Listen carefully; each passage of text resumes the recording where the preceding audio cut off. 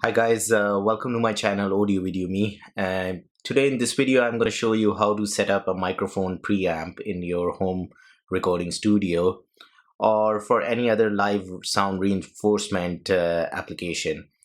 To start with, I'm just going to show you a few tabs on the front of a microphone preamp, followed by the physical connection of connecting a microphone to the microphone preamp, and then how to connect it to your mixer or your audio interface. Okay, let's start that, and I'll show you the front of the microphone preamp. All right, guys, this is the front left channel or channel 1 of the microphone preamp, and I'll go with the knobs, what they mean. Now, different microphone preamps, they've got different functionality and stuff. This is the Behringer Ultra Pro mic 2200 a microphone preamp, which gives parametric EQ controls on the front bay. Okay, to start with, this is the mic line switch. So I'm using a microphone, that's why I've switched it on. If I'm using some kind of instrument, if I want to plug in, like, let's say bass or guitar, electric guitar into, or a keyboard into microphone preamp and use it as a DI, then I have to switch this off to line. So once this is switched on, it's microphone, and once it's switched off, it's line. So you can plug in your bass, guitar, or keyboard. All right, if you're using a condenser microphone for your setup and stuff, and just switch on the 48 volts phantom power switch. I'm not using a condenser microphone, so I'm gonna leave that off. Okay, so now this is the input gain. So when I plug in the microphone into microphone preamp, then I can control the gain from this knob. So this is the input gain, which is 10 to 60 dB in value, in volume value. Okay, so the next switch is phase reverse switch. By activating it, basically you'll eliminate any phasing issues in your signal flow. This reverses the audio signal phase by 180 degree. Do some research on phase reverse if you're interested in knowing more. Next knob is the frequency knob that controls the high pass filter frequency range. So if you activate the low cut or high pass filter, you can select at what point you want to cut the frequency at, or at what frequency point you want high pass filter to get activated. So I'm just going to select about 100 Hertz. So any frequencies below 100 Hertz will not be forwarded to the signal chain flow. Okay, and next knobs are the parametric EQ knobs. Basically, with this knob, you got 100 to 100 Hertz to 2 kilohertz frequencies. When these switches, they're not switched on. So you can do the parametric EQ between 100 Hertz to 2 kilohertz. When this switch is switched on, then you can do the EQ between 10 Hertz to 200 Hertz. When this switch is on, then basically you can control frequencies between 10 Hertz to 20,000 Hertz. All right, and the next knob is the Octave Bandwidth knob. I'll explain how Octave Bandwidth works and what exactly it means. It's a bit complicated to explain it on this knob. I'll show it on your on the DAW software on a graphics EQ, just to represent what Octave bandwidth means and the impact on it on a EQ. But basically, this is like if you have ever used a digital mixer or graphics EQ, you should have seen a Q knob, and basically that controls bandwidth of the frequency central point. So this does the same, but it hasn't got the Q values. It has got the octave values, which I said on the DOS software. I'll explain what it is. So basically, if you have selected 1 kilohertz of frequency and you want to do EQ on 1 kilohertz, then if you select like 2 octave, you are widening the EQ effect from 1K central point. So what that means is if this is 1K and I select 2 octave, then it's going to have effect to basically different frequency range. If I move this knob down to 0.03, then the effect on other frequencies other than 1K is going to be less. So I'm decreasing the width. As I said, I'll show it to you on a graphics EQ on the DOS software, so you can better understand what octave bandwidth is. Next knob is the level. So like let's say I want to cut frequencies at 1K, so I'll just use this level. So I want to cut it by -5 dB, so I'll just point it towards -5 dB. If I want to boost at 1K, then I'll just move it to the right to +5 dB or +10 dB. Next switch is the EQ in and out.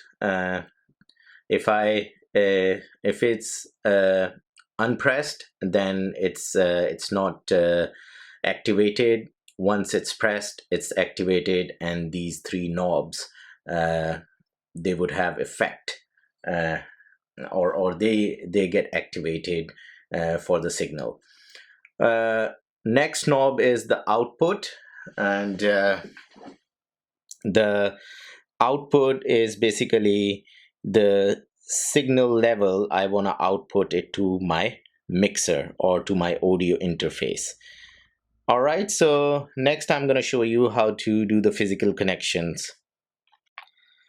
Okay, so this is the back side of the microphone preamp. This is the microphone preamp, and just get a microphone and take a output from the microphone by connecting XLR cable, and then insert it into the input on your microphone preamp, and then from microphone preamp output goes into your input, XLR input on your audio mixer or your audio interface. Okay, so that's the physical connection to the mic preamp. Now, as I said, you can use the microphone preamp as connecting your instruments. Put from like let's say electric guitar goes into the TRS balance input here. Put from here goes into the line input on your audio interface or your audio mixer. But you have to switch on the line switch on front of your microphone preamp.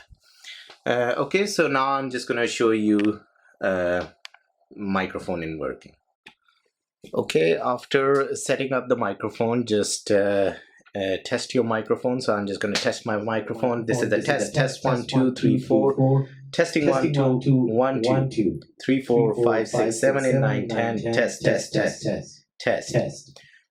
Or if you have plugged in your electric guitar or keyboard or bass, and as I said, you need to make sure that the mic switch is switched off if you have inserted any instrument. But I've inserted mic, so the switch is on, and if I've connected condenser microphone, then I would switch on the 48 volts. Okay, next I'll show you on the DAW graphics EQ what I meant by octave bandwidth knob on this and how this works, because I said there's no graphical representation available here, so I just want to show you guys on the graphics EQ of DAW, just to give you guys an idea what exactly this knob does and what it means. As earlier I mentioned a knob on the microphone preamp front panel called bandwidth octave, and it has some value on it. By using the DAW software graphics EQ, I want to basically represent what's the main purpose of having that knob and what's the function of that knob. Okay, to start with, let's say I want to, using that knob, or using the parametric EQ on the microphone preamp, like let's say I want to cut 10K frequency by -5 dB. But also I wanted that effect to be applied to neighboring frequencies as well. So that's where the bandwidth octave knob comes in play. So like let's say 10K, I want to apply -5 dB cut, and using that knob on the microphone preamp, I want to apply like let's say 2 octave, which is the maximum value on that knob. And one thing I want to mention that in DAW software graphics EQ, the octave values are basically represented by Q values. Now it's a complicated topic, but do some research and you would know what are Q values and what are octave values and stuff, and their relation to each other. So I know that 2 octave in Q value is about 0.67. Okay, so now you can see that when I applied that effect, the cut effect to 10K frequency, it has effect on the neighboring frequencies as well, like starting about 5.5K and up until about, you can say, in 18K region. But the main focus of that effect is on 10K, and as it goes below 10K, the quality of the effect decreases. But when it comes towards 10K, the quality of the effect increases. And at 10K, the effect is at its maximum quality. And as it passes 10K, the same applies. The quality of effect decreases. Now, like let's say I want to select 0.03 octave using that knob at 10K. So if I know that 0.03 octave is about 43 in Q value. So like let's put 43. Okay, the software is not taking 43 value, it's taking 42 Q value. But can you see, like after applying 0.03 octave or 43 Q value, now the effect is just limited to 10K, and it's more focused on 10K, and it's not affecting the neighboring frequencies. So that's the main point of having bandwidth octave knob on your microphone preamp within the parametric EQ range. Okay, guys, hope I've explained this in the clearest way, and I've demonstrated in easiest way how to set up a microphone preamp in your home recording studio or live sound reinforcement setup. If you have any questions, please leave comments or email me and I'll get back to you. And if you have liked this video, please click on the like icon and don't forget to subscribe. Thank you. Bye.